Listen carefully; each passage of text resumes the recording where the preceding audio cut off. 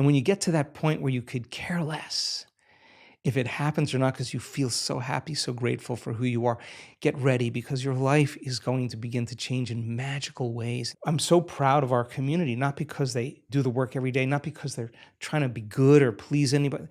They do it because they don't want the magic to really end. And the experiment is too good. They're going to continue to be a creator in their life. So then when they change the way they feel and the way they think, and they start seeing evidence in their life, they're going to remember what they did inside of them to produce that outcome, and they're going to believe they're creator of their life and less of the victim of their life, and that's empowerment. Yeah. And you can't take that away from anybody. You can't tell me now you're too sick to do that.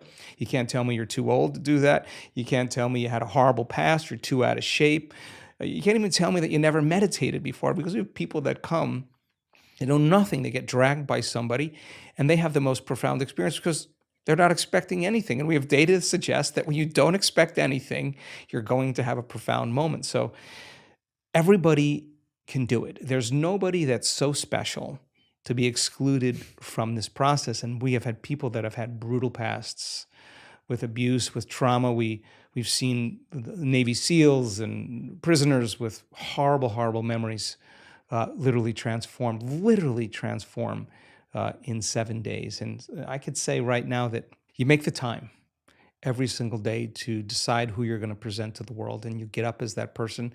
You're going to fall a lot of times, but sooner or later, once you start to change, it's pretty hard to go back. Yeah, I think we so easily forget that anything that we've achieved today, any place we've got to, was a commitment to refining the process. It was a disciplined effort to make a tiny improvement on something else. When you give the cycle example, the bike example, the idea that you got back up and you maybe changed one thing. You knew to shift your balance differently. You knew to pedal at a different pace. Like, you tried these different things.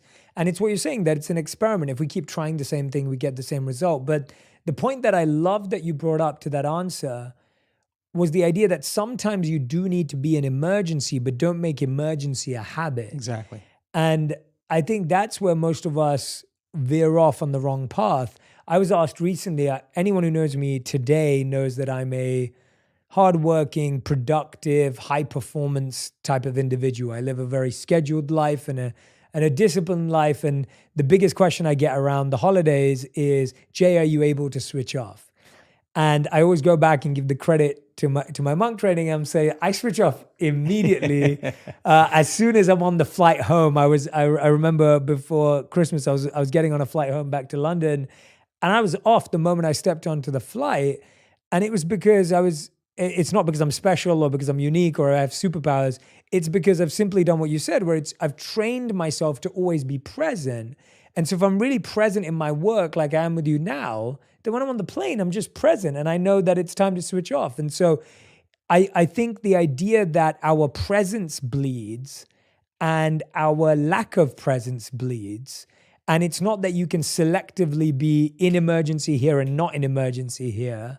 The state you're feeling is going to spread across your whole life. Like, I know a lot of people who are high performance, and I've had to be mindful of this as well. It's like they're high performance at work, but then they take that high performance and they give it to their family. And now their family is getting a high performance dad, and they don't want that. They just want their dad, or they want their mom. And so how do we develop that? I guess that's a highly trained ability, is what you're saying, is we get the ability then to say, okay, I know when to use this and when not to.